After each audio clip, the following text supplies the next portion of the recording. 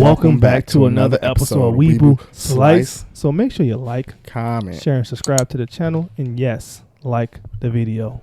Help us get this out to more weebs like you. We see y'all watching. We see y'all viewing. Start liking and start giving us some goddamn engagement. Well, let's be honest. They really viewing. You already know the analytics. Most of they watching is the shorts right now. The shorts is what's popping.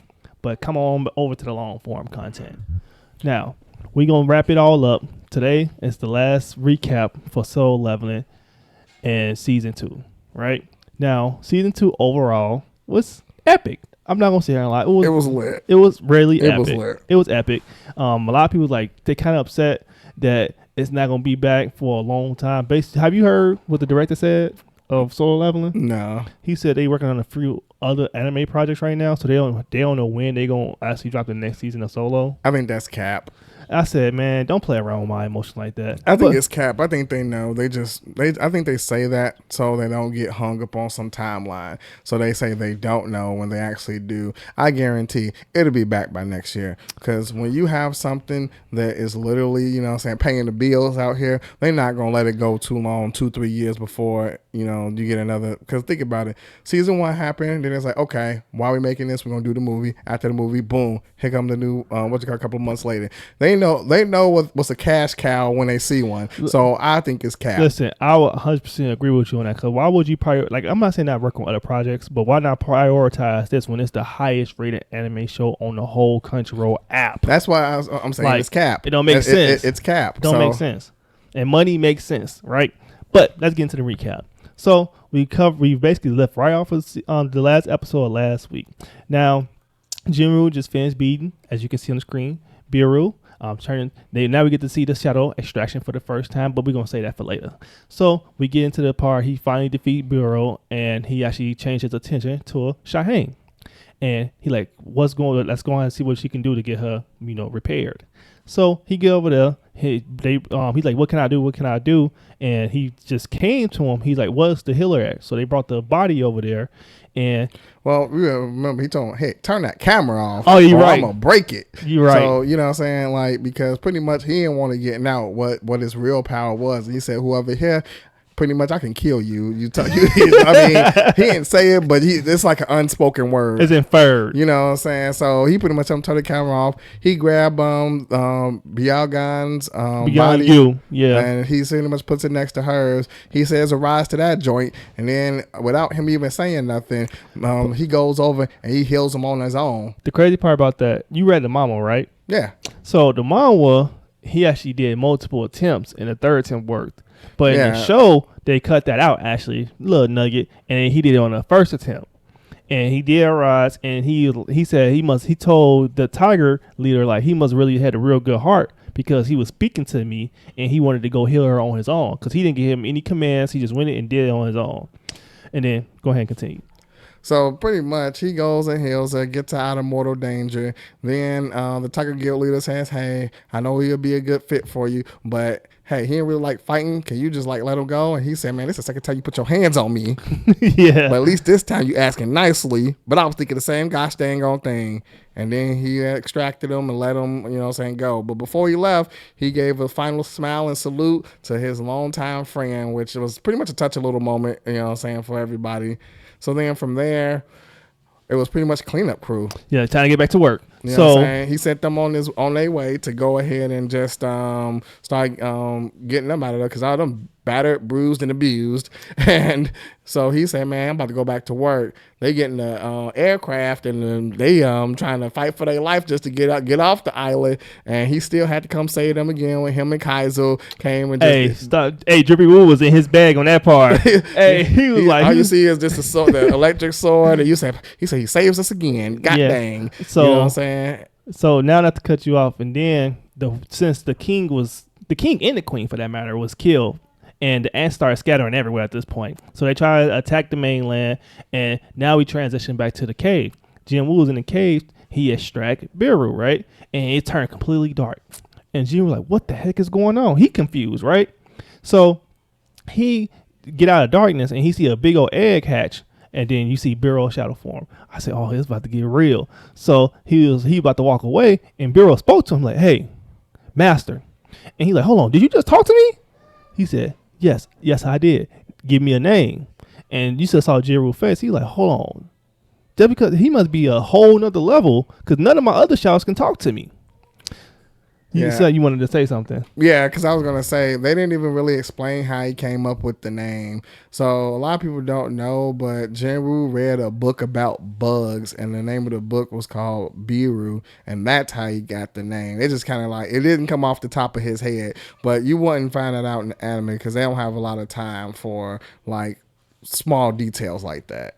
Yeah, I'm like looking at your face. I'm like, he wanted to say something. Yeah, because I just thought it was relevant to point that out since what it name came from. But yeah, so pretty much that happened. Then he's like, man, yeah, you got 4,000 ants still running wild around here out of 8,000. He said, hey, can you do something about that? As you command. Yeah, and he's like, go ahead and go. Know, he up here zipping, dipping, duck, dive, dip, and dive. 5 Ds. Yeah, and he saved his old teammates. Crazy part about it is he came full circle. He saved them all again. So the people that he was in the first dungeon with, they was actually trying to defend the main land, and the ants was coming. And one of the dude who lost his arm when he was in that dungeon, when he was fighting against that dude, he was like an assassin and he was killing people for the fun of it.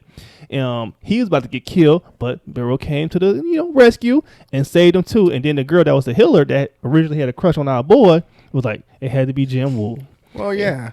Not only that, but the guy with the one arm is also Miss Cha's teacher. So just nugget for you. It's not really a nugget. Everybody should know this by now. But it was pretty cool. So pretty much they end up cleaning up the island. And after that, they host a funeral. And you missed one key part for that. They kind of touched on the national level hero or hunter from China.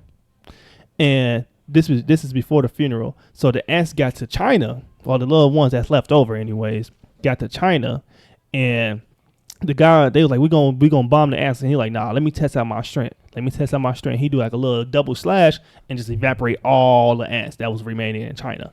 Yeah. And he was like, I wish I could test out my real strength and get that black ant. And then they transitioned to the funeral. Yeah, I mean, forget that guy. No one cares about that guy. He gonna come through the clutch in later seasons. Not really. Well, not really. Based on what I know, he gonna do something regarding. I'm not gonna spoil it. He don't do anything. I'm not gonna spoil it though. That guy doesn't do anything. I promise you. But finish your statement. So, long story short, and the one thing I will touch on about the Chinese hunter is they have a different ranking system than what the Korea and Japan. Pretty much everybody else has. They don't rank them like A to S. They rank them like by stars. And I think that guy's like a double star or something weird like that. Oh, he's like a 7-star.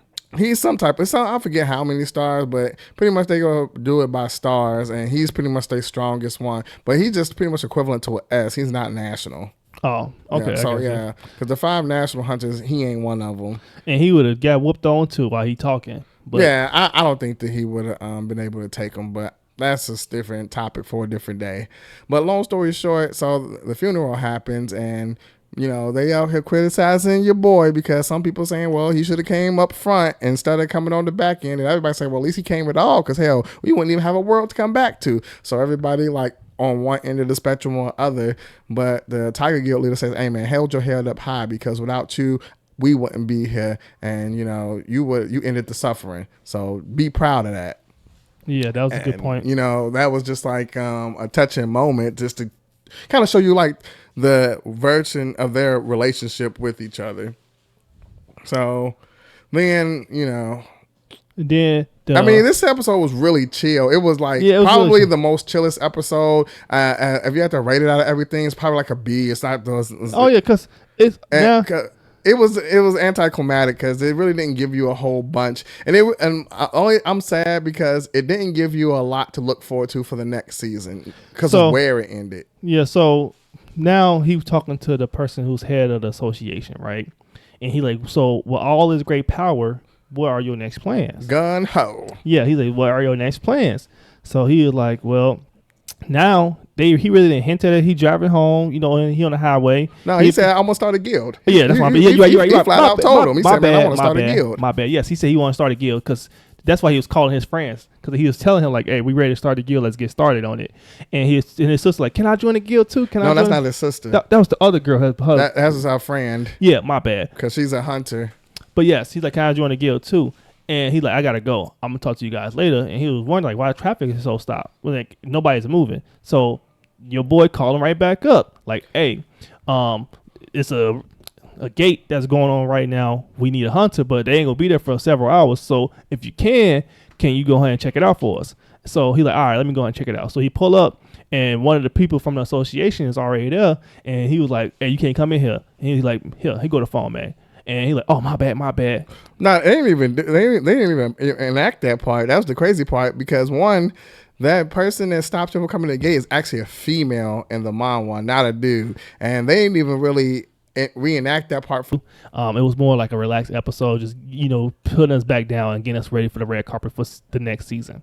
So, like he mentioned, he says a B. I say it was an A for me, to be honest with you. I really enjoyed it, especially off the high of the last week episode. 'Cause last week episode is this I'm episode. not saying it wasn't enjoyable, but it didn't leave you with I can't wait for the next season, because there was like they didn't give you any hints towards anything. It was just like on to the next opponent. Well, one thing, the only flash that they had was pretty much, it was Thomas Andre. It was. But the one thing they did mention, and we actually stepped over, and we didn't even mention it through the recap, is when they showed the two monarchs, right? They showed the Ice Monarch and the Beast Monarch. Yeah, and the Beast Monarch. And the Ice Monarch because they went back to the Juju Island, just to get like materials and stuff like that and minerals. And the Frost Monarch put all the people to sleep, which I'm happy he did, because if he didn't, I think the Beast Monarch was just going to put them in the grave. But that's one thing they mentioned. They was talking about did y'all see how they basically kind of hinted what Jin was going to become? And like, did you see that? Did you see what happened? And I can't believe he helping humans. I can't believe he helping the humans.